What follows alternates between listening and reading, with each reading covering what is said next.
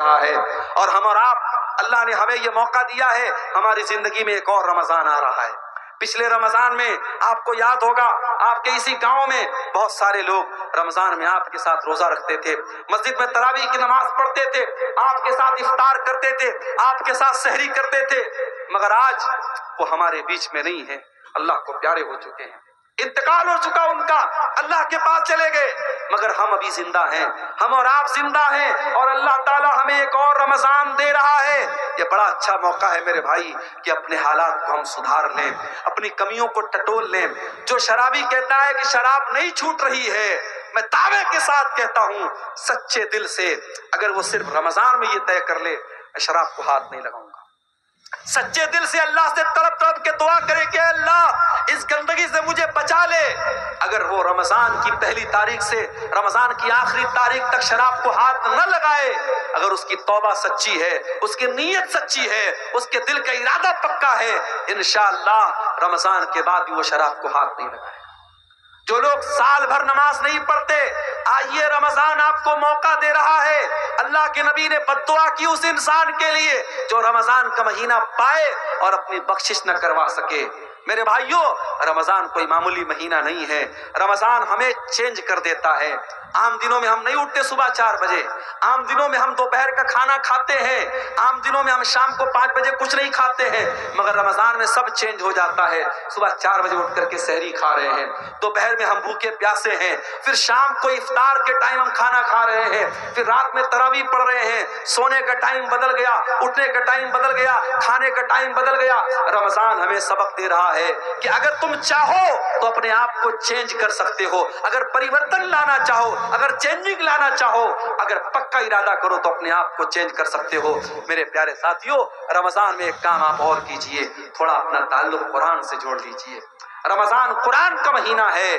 میرے بھائیوں، آج اس امت کے لیے بڑے افسوس کی بات ہے، ہمارا نوجوان 1 گھنٹہ موبائل کے بغیر نہیں رہ سکتا۔ 1 گھنٹہ اگر موبائل ڈسچارج ہو جائے، نوجوان تڑپتا رہتا ہے، جلدی سے موبائل کو چارج کرو، پتہ نہیں کس کا میسج آیا ہوگا، واٹس ایپ پر کتنے لوگوں کا میسج آیا ہوگا، کتنے لوگوں کی کال آئی ہوگی۔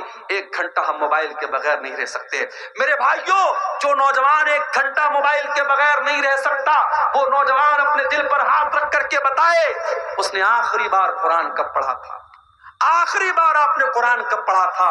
ہمارے بہت سارے نوجوان ہیں، شاید ان کے سر شرم سے جھک جائیں، آخری بار انہوں نے رمضان میں قرآن کو چھوا تھا، اس کے بعد قرآن کو چھونے کی نوبت نہیں آئی تھی۔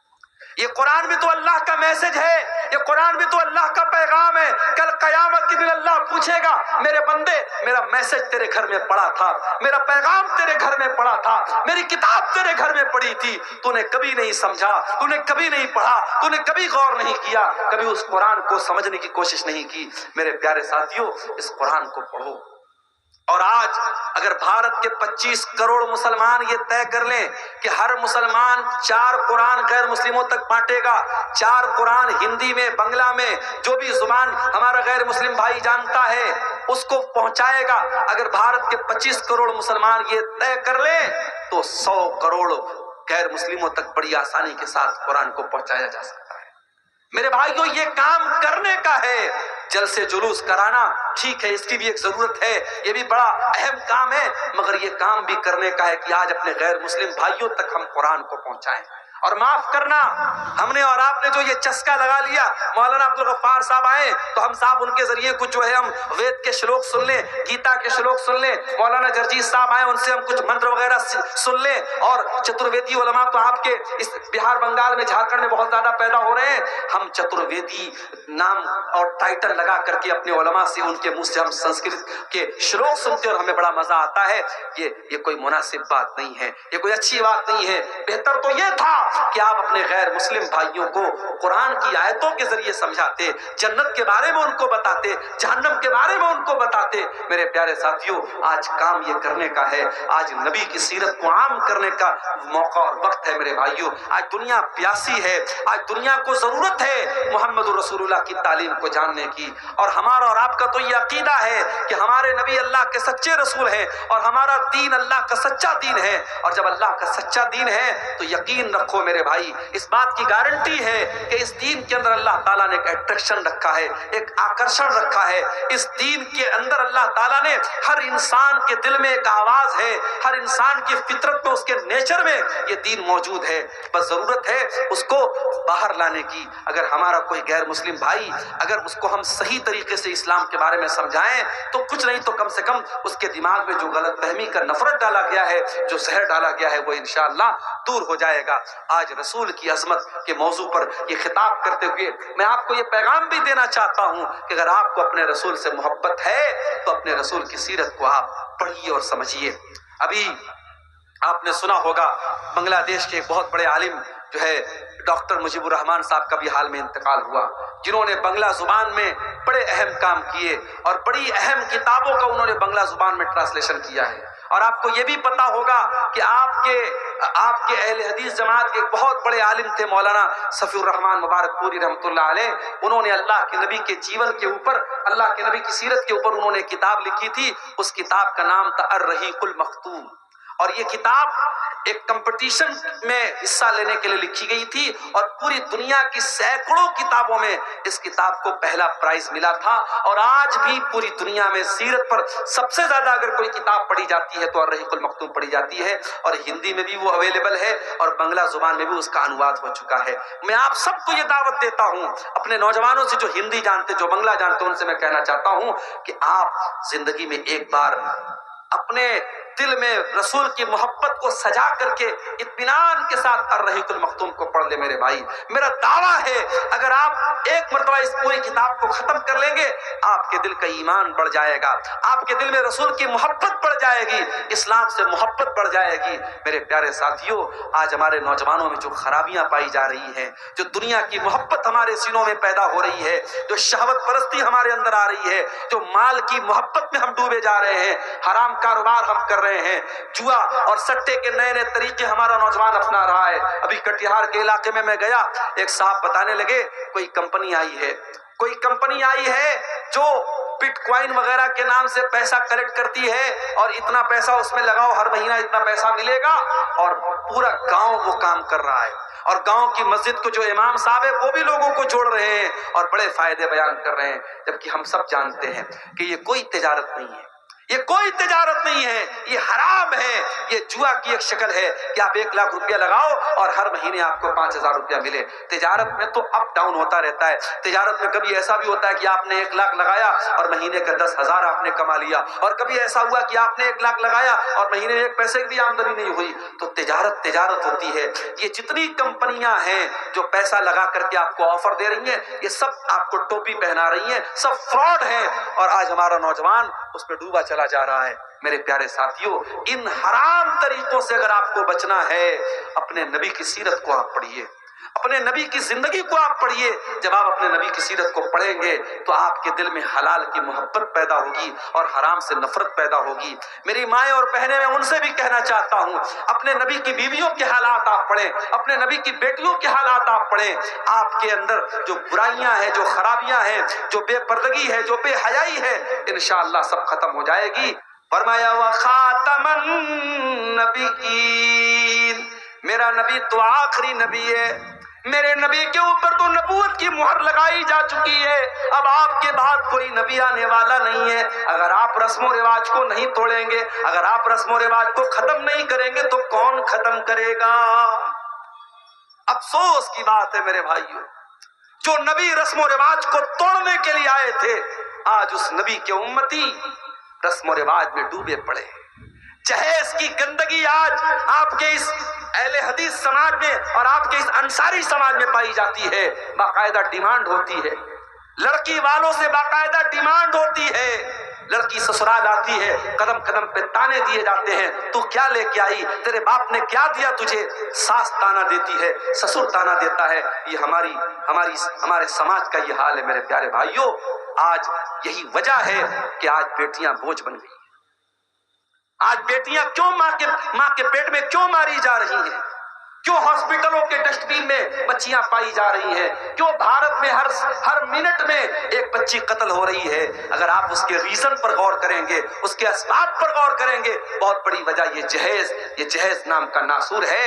ایک لڑکی جب پیدا ہوتی ہے، باپ کی پیشانی پر بل آ جاتا ہے، ماں کی پیشانی پر چنتا کی لکیریں آ جاتی ہیں۔ کیوں؟ جب بیٹی آتی ہے تو ذمہ داری بن کے آتی ہے، ماں باپ کو لگتا ہے اس کے جہیز کا انتظام کرنا پڑے گا۔ ابھی اتر پردیش کے سدھارتھ نگر میں میرا پروگرام تھا، اتفاق سے رات میں 9 بجے میں پہنچا، ایک نکاح کی تقریب تھی، نکاح کا فنکشن تھا۔ مجھ سے لوگوں نے کہا مولانا آپ بڑے موقع سے آئے ہیں، نکاح پڑھا دیجئے۔ ایک ڈاکٹر صاحب ہیں، اپنی جماعت کے ہیں، لڑکی والے بھی اہل حدیث ہے، لڑکا والا بھی اہل حدیث ہے، آپ نکاح پڑھا دیجئے۔ میں نے نکاح پڑھا دیا۔ نکاح پڑھانے کے بعد میں ایک صاحب کہنے لگے مولانا آپ نے نکاح تو پڑھا دیا، آپ کو معلوم ہے اس نکاح میں جہیز کتنا ملا ہے؟ میں نے کہا مجھے تو نہیں معلوم۔ کہا کہ لڑکا چونکہ ڈاکٹر ہے تو 5 لاکھ روپیہ کیش اور 10 لاکھ کی گاڑی اس کو ملی ہے۔ 5 لاکھ روپے کیش اور 10 لاکھ روپے کی گاڑی لڑکی والوں سے باقاعدہ ڈیمانڈ کر کے لیا گیا ہے۔ تو میں نے کہا اس کا مطلب لڑکی والے بہت پیسے والے لوگ ہیں، بہت بڑے لوگ ہیں؟ کہا نہیں مولوی صاحب، زمین بیچ کر کے لڑکی والوں نے یہ کام کیا ہے۔ اللہ، ہم اس لیول پر پہنچ گئے۔ ایک لڑکی کا باپ اپنی لڑکی کی شادی کرنے کے لیے اپنا گھر بیچے، اپنی زمین بیچے، اپنی کڈنی بیچے، اپنا جسم بیچے، اور اس کے بعد وہ لڑکی کی شادی کرے۔ میرے پیارے ساتھیوں، اللہ کی قسم یہ میرے نبی کا طریقہ نہیں ہے، یہ میرے نبی کو اسوہ نہیں ہے۔ میرے نبی نے بیٹیوں کو بوجھ نہیں بنایا ہے، میرے نبی نے تو بیٹیوں کو رحمت بنایا تھا، میرے نبی نے تو بیٹیوں کو رحمت بتایا تھا۔ میرے نبی نے جو طریقہ بتایا ہے اس طریقے میں کبھی لڑکی کے باپ کو کسی کے دروازے پہ جا کے بھیک مانگنے کی ضرورت نہیں ہے، کسی بینک سے لون لینے کی ضرورت نہیں ہے۔ اسلام نے تو لڑکی کے باپ پر کسی بھی طریقے کی دعوت بھی نہیں رکھی ہے۔ دعوت بھی دے گا تو لڑکے کا باپ دے گا، ولیمہ کا انتظام لڑکے والا کرے گا۔ لیکن آج افسوس کی بات یہ ہے، ہم اہل حدیث بھی ہیں صاحب، ہم بڑے پکے مسلمان بھی ہیں، ہم جو ہے بہت اپنے آپ کو دیندار بھی کہہ رہے ہیں، اور یہ ساری گندگیاں آج ہمارے اندر ہیں۔ میرے پیارے ساتھیوں، اس نبی کا کلمہ پڑھتے وقت ہمیں سوچنا چاہیے، اس نبی سے اپنا نام جوڑتے وقت ہم سوچنا چاہیے کہ وہ نبی کیسے تھے اور ہم کیسے۔ میرے پیارے ساتھیوں، اس نبی کی عظمت جانتے ہو؟ اللہ نے فرمایا لقد جاءکم رسول من انفسکم عزیز علیہ ما عنتم۔ اے مسلمانوں تم اللہ کا شکریہ ادا کرو، اللہ نے تم کو اتنا پیارا رسول دیا، اتنا پیارا رسول دیا، عزیز علیہ ما عنتم۔ جب تمہیں تکلیف پہنچتی ہے میرے نبی کو برا لگتا ہے، تمہاری تکلیف میرے نبی کے دل کو چوٹ پہنچاتی ہے، تم تکلیف میں پڑتے ہو اور درد میرے نبی کو ہوتا ہے۔ عزیز علیہ ما عنتم حریص علیکم، اور وہ نبی تمہیں ہر طریقے سے فائدہ پہنچانا چاہتے ہیں۔ ہمارے نبی کا مشن ایک تھا میرے بھائی، لوگوں کا کیسے فائدہ ہو جائے، لوگوں کا کیسے بھلا ہو جائے، لوگ کیسے جہنم کی آگ سے بچ جائے، یہی مشن تھا میرے نبی۔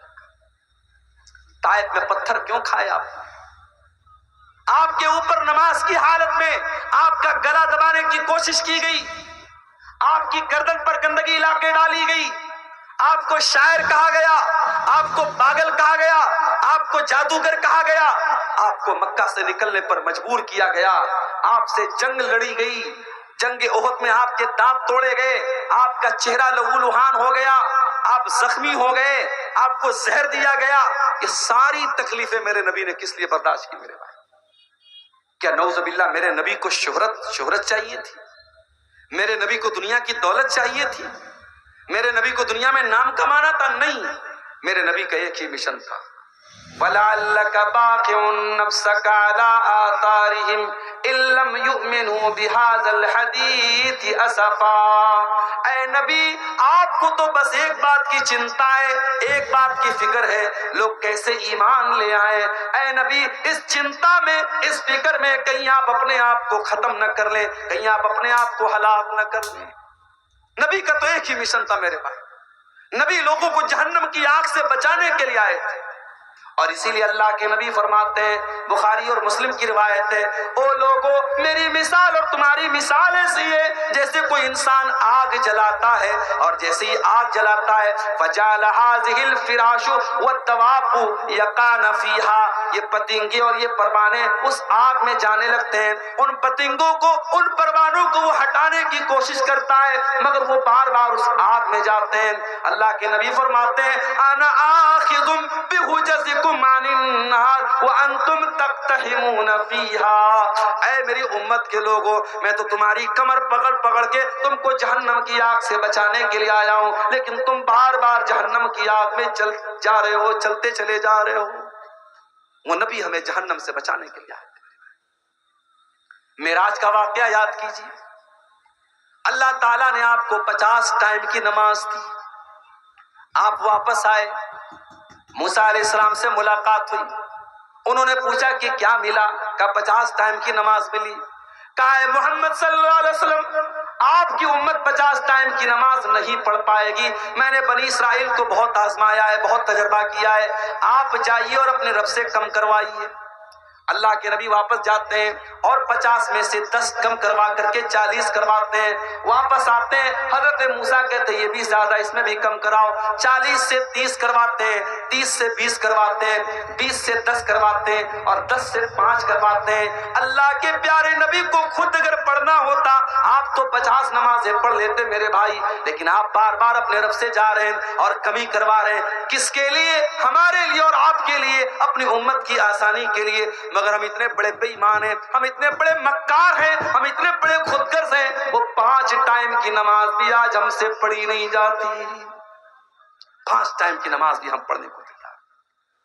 ہمارا نوجوان بیچارہ رات کو 2 بجے تک موبائل میں لگا ہے، صبح فجر کی اذان ہو رہی ہے، الصلاۃ خیر من النوم کی آواز اس کے کانوں تک پہنچ رہی ہے، مگر شیطان اس کے کان میں پیشاب کر چکا ہے، اس کا کان شیطان کا موترالے بن چکا ہے، اس کے کان میں شیطان موت چکا ہے، پیشاب کر چکا ہے، اس کو سلا چکا ہے، الصلاۃ خیر من النوم کی آواز آ رہی ہے، مگر وہ فجر کی نماز اٹھنے کو تیار نہیں ہے۔ یہ بہت بڑا بزنس مین بن گیا ہے، یہ بہت بڑا ویاپاری بن گیا ہے، اذان ہو رہی ہے، مؤذن کہہ رہا ہے حی علی الصلاۃ، آ جاؤ نماز کی طرف، حی علی الفلاح، آ جاؤ کامیابی کی طرف، مگر یہ اپنی دکان پر بیٹھا ہے، یہ اپنے کاروبار میں لگا ہے، یہ اپنے بزنس میں لگا ہے، اس کا کاروبار نماز سے بڑا ہو گیا، اس کی تجارت کاروبار، اس کا کاروبار نماز سے بڑا ہو گیا۔ میرے پیارے بھائیوں، اللہ قرآن میں کہتا ہے رجال لا تلہیہم تجارت ولا بیع عن ذکر اللہ، میرے اصلی بندے تو وہ ہیں، میرے حقیقی بندے تو وہ ہیں، میرے مومن بندے تو وہ ہیں کہ اللہ کے ذکر سے اور نماز سے ان کا کاروبار ان کو کبھی نہیں روکتا ہے، جب نماز کا ٹائم ہوتا ہے وہ فوراً جا کر کے نماز پڑھتے ہیں، اور ایسا وہ کیوں کرتے ہیں؟ فرمایا یخافون یوما تتقلب فیہ القلوب والابصار، ان کے دل میں قیامت کے دن کا ڈر ہے، ان کے دل میں ڈر ہے کہ قیامت کے دن اللہ کو کیا حساب دیں گے، اس لیے جتنا بڑا بھی کاروبار ہو نماز کا ٹائم ہوتا ہے وہ جلدی سے جا کے نماز پڑھتے ہیں۔ آج ہمارا حال کیا ہے میرے بھائی؟ نبی سے محبت کا دعویٰ بہت کرتے ہیں، نبی کے نام پہ جان دینے کی بات کرتے ہیں، اور 5 ٹائم کی نماز بھی ہم پڑھنے کو تیار نہیں ہیں۔ جو نماز نبی کی آنکھوں کی ٹھنڈک تھی اور جو 50 ٹائم کی ملی تھی اور نبی کے کہنے پر اور نبی کی سفارش پر اللہ تعالیٰ نے 5 نماز کر دیا تھا، اس نماز کو بھی ہم پڑھنے کو تیار نہیں ہیں میرے بھائی۔ عزیز علیہ ما عنتم، او لوگو ہم نے وہ نبی تم کو دیا ہے جو نبی تم سے بہت زیادہ پیار کرتے ہیں، بہت زیادہ پیار کرتے ہیں۔ وہ نبی رات میں اٹھتے ہیں، قرآن پڑھتے ہیں، حضرت عیسیٰ نے اپنی امت کے لیے دعا مانگ لی، ابراہیم علیہ السلام نے اپنی امت کے لیے دعا مانگ لی۔ اللہ کے نبی رات میں اٹھتے ہیں اور روتے ہوئے کہتے ہیں اللہم امتی اللہم امتی، اے اللہ میری امت کا کیا ہوگا، اے اللہ میری امت کا کیا ہوگا۔ جبریل امین آتے ہیں اور پوچھتے پوچھتے کہ کیوں رو رہے ہیں آپ؟ کہتے ہیں کہ میں اپنی امت کے لیے رو رہا ہوں۔ اللہ فرماتا ہے اے جبریل جاؤ میرے حبیب سے کہہ دو، میرے نبی سے کہہ دو انا سنردیک فی امتک ولا نسوک، اے میرے حبیب اے میرے نبی، ہم آپ کی امت کے بارے میں آپ کو خوش کر دیں گے، آپ کو پریشان ہونے کی ضرورت نہیں ہے۔ سلام اس پر جو امت کے لیے راتوں کو روتا تھا، سلام اس پر جو فرش خاک پر جاڑے میں سوتا تھا۔ وہ نبی ہمارے لیے رویا کرتے تھے میرے بھائی۔ مسواک بہت پسند تھی اللہ کے نبی کو۔ آخری ٹائم بھی آپ اپنے انتقال کے پہلے آپ نے مسواک کی تھی، اور مسواک کر کے آپ دنیا سے گئے تھے، مسواک اتنی پسند تھی۔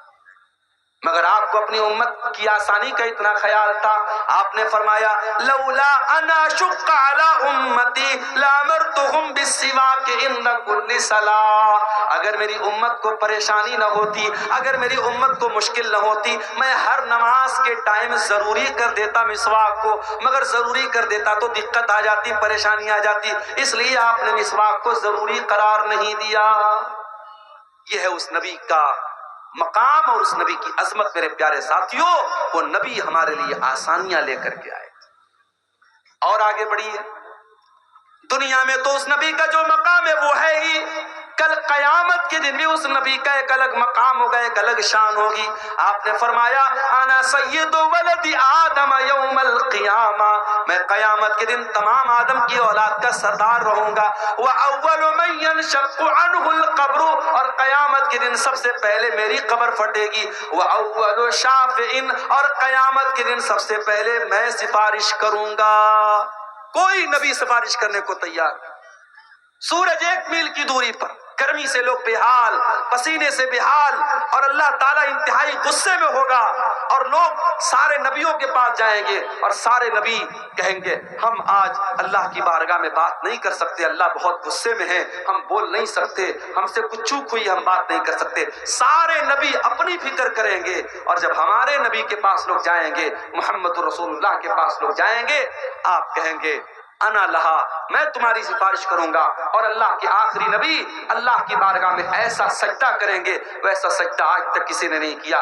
اللہ کی ایسی تعریف بیان کریں گے، ویسی تعریف آج تک کسی نے نہیں کی۔ اور اس کے بعد اللہ آواز دے گا یا محمد ارفع راسک، اے میرے نبی، اے محمد آپ سر اٹھائیے، سل توتا، آپ مانگیے آپ کو دیا جائے گا، اشفا تو شفا، آپ شفاعت کیجئے آپ کی شفاعت قبول کی جائے گی۔ مگر نوٹ کر لو میری بات، قیامت کے دن نبی کی سفارش اور نبی کی شفاعت کسی مشرک کو نصیب نہیں ہوگی، کسی بدعتی کو نصیب نہیں ہوگی، کسی لال کالے پیلے دھاگے پر اپنا بھروسہ کرنے والے کو، اور کسی قبر پر اور کسی مورتی پر اور کسی پیڑ پر سجدہ کرنے والے کو نصیب نہیں ہوگی۔ قیامت کے دن اگر اللہ کے نبی کی شفاعت نصیب ہوگی تو توحید والوں کو نصیب ہوگی۔ اسی لیے اللہ کے نبی فرماتے ہیں، بخاری اور مسلم کی روایت ہے کہ ہر نبی کو اللہ تعالیٰ نے ایک دعا ایسی دی جس کے قبول کرنے کی اللہ نے گارنٹی لے لی، اور ہر نبی نے اپنی اس دعا کو دنیا میں مانگ لیا، لیکن میں نے اپنی دعا کو سنبھال کے رکھا ہے۔ اور میں وہ دعا کس کے لیے سنبھال کے میں نے رکھا ہے؟ شفاعتن لامتی، میں قیامت کے دن اپنی امت کے لیے شفاعت کروں گا۔ وہی نائلۃ انشاءاللہ من مات لا یشرک باللہ شیئا، اور قیامت کے دن میں اس کے لیے سفارش کروں گا جو توحید پر مرا ہوگا، جو لا الہ الا اللہ پر مرا ہوگا، جس کا خاتمہ توحید پر ہوگا۔ میرے پیارے بھائیوں، جس انسان کی توحید صحیح نہ ہو، جس انسان کا عقیدہ صحیح نہ ہو، تو انسان شرک کر کے دنیا سے جائے گا، اس کو قیامت کے دن رسول کی شفاعت بھی نصیب نہیں ہوگی۔ اور آگے بڑھیے، اس نبی کا مقام یہ ہے، اس نبی کی شان یہ کہ اللہ قرآن میں کہتا ہے وَمَا أَرْسَلْنَاكَ إِلَّا رَحْمَةً لِّلْعَالَمِينَ، اے نبی ہم نے آپ کو ساری کائنات کے لیے رحمت بنا کر کے بھیجا۔ اس نبی کی شان یہ کہ وہ دشمنوں کے لیے بھی رحمت بن کر کے آئے، اپنوں کے لیے بھی رحمت بن کر کے آئے، مسلمانوں کے لیے بھی رحمت بن کر کے آئے، غیر مسلموں کے لیے بھی رحمت بن کر کے آئے۔ وہ نبی جانوروں کے لیے بھی رحمت بن کر کے آئے، جانوروں کو بھی تکلیف پہنچانے کا آپ نے حکم نہیں دیا۔ ایک عورت نے بلی کو پکڑا اور بلی کو تڑپا تڑپا کے بھوکا پیاسا رکھا، بلی مر گئی۔ اللہ کے نبی فرماتے ہیں وہ عورت جہنم میں جائے گی، اس نے ایک بلی کو، ایک بے زبان جانور کو तड़पा तड़पा करके मार दिया। और एक वेश्या औरत, एक बच्चलन औरत, उसने कुएं से पानी निकाला और एक प्यासे कुत्ते को जो प्यास से तड़प रहा था, अपने मोजे से पानी निकाल करके कुत्ते को पिलाया। अल्लाह के नबी फरमाते हैं उस वेश्या औरत का ये अमल अल्लाह ताला ने कबूल करके उसकी बख्शिश कर दी। एक कुत्ते को, एक जानवर को पानी पिलाने की वजह से अल्लाह ताला ने उसकी मगफरत कर दी। जानवरों के लिए भी आप रहमत बनकर के आए। अब कोई यहाँ पे सवाल कर सकता है कि साहब अगर जानवरों के लिए रहमत है इस्लाम और अल्लाह के नबी, तो आपके मजहब में मांसाहार की तालीम क्यों दी गई और आपके मजहब में गोश्त खाने की तालीम क्यों दी गई? तो मेरे भाई, ये भी अल्लाह की रहमत है, ये भी अल्लाह की रहमत है। उसने जिन हलाल जानवरों को हमारे लिए हलाल बनाया है, हमारे खाने के लिए खुराक बनाया है, उन्हीं जानवरों को हम खाते हैं। हम किसी हराम जानवर को नहीं खाते हैं। ये बकरा बकरी है, भेड़ा वगैरह है, ये जितने भी हलाल जानवर हैं, हम उन्हीं जानवरों का गोश्त खाते हैं। और जो हराम जानवर हम उनको टच नहीं करते हैं। और हलाल भी हम अल्लाह का नाम लेके जब हम ज़बह करते हैं तब हलाल होता है। ऐसा नहीं कोई बकरा अगर मरा पड़ा हो, जंगल में मरा पड़ा हो, हम नहीं खा सकते। जब तक अल्लाह का नाम लेकर इस्लामी तरीके से उसको ज़बह न किया गया हो, हम उसको नहीं खा सकते हैं। और जब हम जानवर को ज़बह करते हैं तो मेडिकल साइंस ये कहता है कि जो आज जो झटके से मारते हैं जानवरों को, उसमें जानवर को बहुत तकलीफ होती है। और जो इस्लाम का तरीका है कि उसकी जो रगें, जो इस्लाम ने जो रगें बताई हैं, और उन रगों के ऊपर जब छुरी चलाई जाती है तो जानवर की जान जो होती है बहुत आसानी से निकलती है। और इसीलिए अल्लाह के नबी फरमाते हैं जब तुम जानवर को ज़बह करो तो अच्छे तरीके से ज़बह करो, छुरी को तेज कर लो। जानवर को तड़पा तड़पा के मारने की इस्लाम तालीम नहीं देता है मेरे भाई। मेरे नबी तो बेजान चीजों के लिए भी रहमत बन करके आए। आप एक खजूर के तने पर खड़े होकर के खुतबा दिया करते थे। एक औरत की नजर पड़ गई जो अल्लाह के नबी के खुतबे में आया करती थी। उसने देखा कि अल्लाह के नबी खजूर के तने पर खड़े होकर के खुतबा दे रहे हैं। उसने कहा, अल्लाह के नबी, मेरा बेटा कारपेंटर है, बढ़ई का काम करता है। आए अल्लाह के नबी, मैं चाहती हूँ कि आपके लिए एक अच्छे से मिंबर का इंतजाम कर दूं ताकि आप उस मिंबर पर खड़े होकर के खुतबा दें। इस लकड़ी के तने पर आप खड़े होकर के खुतबा देते अच्छा नहीं लगता है।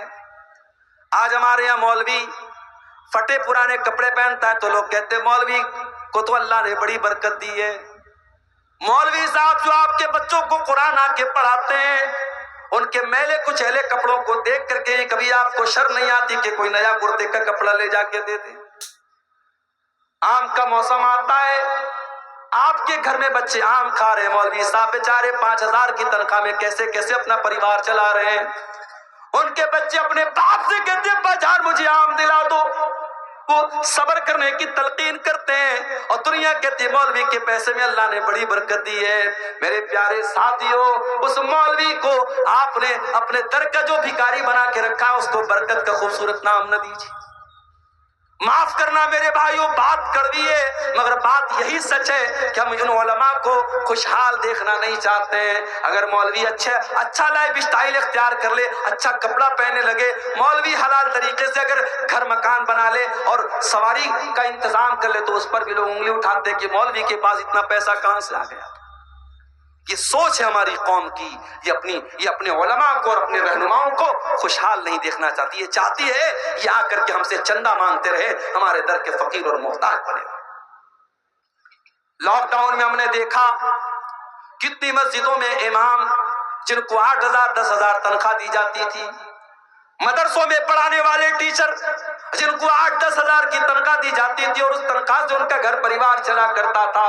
लॉकडाउन लग गया, मदरसे वालों ने आंखें फेर ली, मस्जिद की कमेटी ने आंखें फेर ली, मौलवी साहब हमारे फंड में कोई पैसा नहीं है। उन मौलवियों ने कितनी परेशानियों के साथ अपने अय्याम काटे, अपने दिन काटे। मेरे भाइयों, लोगों से कर्जे ले लेकर के, लोगों से मदद मांग मांग करके उन्होंने अपना गुजारा किया। और मैं कई ऐसे मौलवियों को जानता हूँ, लॉकडाउन के बाद उन्होंने कारोबार शुरू कर दिया, बिजनेस शुरू कर दिया और रो करके कहने लगे मौलवी साहब अब हमें इमामत नहीं करनी है, अब हमें मदरसे में नहीं पढ़ाना है, हमें ये गुलामी की जिंदगी नहीं गुजारनी है, अब हम अपना बिजनेस करेंगे, अपना कारोबार करेंगे, हम आजादी की जिंदगी गुजारेंगे। मेरे प्यारे भाइयों, ये उलमा भी आपकी तरह इंसान होते हैं, इनके बच्चों को भी आपके बच्चों की तरह जरूरतें होती हैं, इनकी बेटियों की भी आपकी बेटियों की तरह जरूरतें होती हैं। मेरे भाइयों, अपने उलमा की जरूरतों का भी ख्याल रखा करो। نہیں رکھتے ہم خیال، اپنے علماء کی ضرورتوں کا ہم خیال نہیں رکھتے۔ مسجدوں میں کبھی آپ جا کر کے دیکھیے امام کے رہنے کا کمرہ کتنا بڑا ہوتا ہے۔ بعض مسجدوں میں نے دیکھا کہ سیڑھی کے نیچے جو چھوٹی سی جگہ بنی ہوتی ہے کوٹھری ٹائپ کی، اس میں امام کو رکھتے ہیں۔ امام بیچارہ اگر ڈھنگ سے کھڑا ہو جائے تو سر اس کا چھت سے لڑ جائے، ہمیں شرم نہیں آتی ہے؟